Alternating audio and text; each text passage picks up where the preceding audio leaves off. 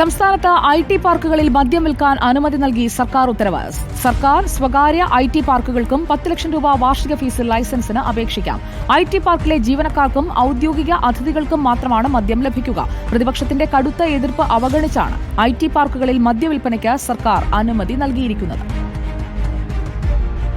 സംസ്ഥാനത്തെ IT. പാർക്കുകളിൽ bar ഉടമകൾക്കും മദ്യം വിൽക്കാൻ അവസരം നൽകുന്ന രീതിയിലാണ് പുതിയ നിയമം. ഓരോ ഐ.ടി. പാർക്കിലും ഓരോ മദ്യവിൽപ്പനശാലയ്ക്ക് അനുമതി ലഭിക്കും. 10 ലക്ഷം രൂപയാണ് വാർഷിക ഫീസ്. ഐ.ടി. പാർക്കിലെ ജീവനക്കാർക്ക് മാത്രമാണ് മദ്യം ലഭിക്കുക.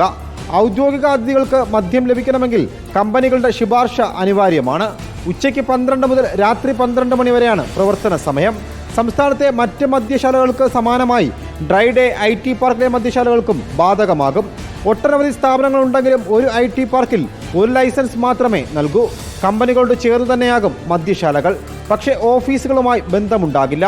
ഇവിടേക്ക് പ്രത്യേക വഴികൾ ഉണ്ടായിരിക്കണം തുടങ്ങിയ ഒട്ടേറെ നിബന്ധനകളും ഉത്തരവിലുണ്ട്. ഐ.ടി. പാർക്കിലെ മദ്യവിൽപ്പനയിൽ പ്രതിപക്ഷം ശക്തമായ എതിർപ്പ് ഉയർത്തിയിരുന്നു. പക്ഷേ നിയമസഭാ കമ്മിറ്റി മദ്യവിൽപ്പന അംഗീകരിച്ചു. ഐ.ടി. പാർക്കുകളിലെ മദ്യവിൽപ്പനയ്ക്ക് വേണ്ടി എക്സൈസ് നിയമത്തിൽ ഭേദഗതി വരുത്തിയിട്ടുണ്ട്. സംസ്ഥാനത്തെ ഐ.ടി. പ്രൊഫഷണലുകൾ ആവശ്യപ്പെട്ടതനുസരിച്ചാണ് തീരുമാനമെന്ന് നേരത്തെ എക്സൈസ് മന്ത്രി വ്യക്തമാക്കിയിരുന്നു. ഐ.ടി. പാർക്കുകളിലെ മദ്യവിൽപ്പനയിലൂടെ വലിയ തോതിൽ വരുമാനം ലഭിക്കുമെന്നാണ് സർക്കാർ കണക്കുകൂട്ടുന്നത്. റിപ്പോർട്ടർ, തിരുവനന്തപുരം.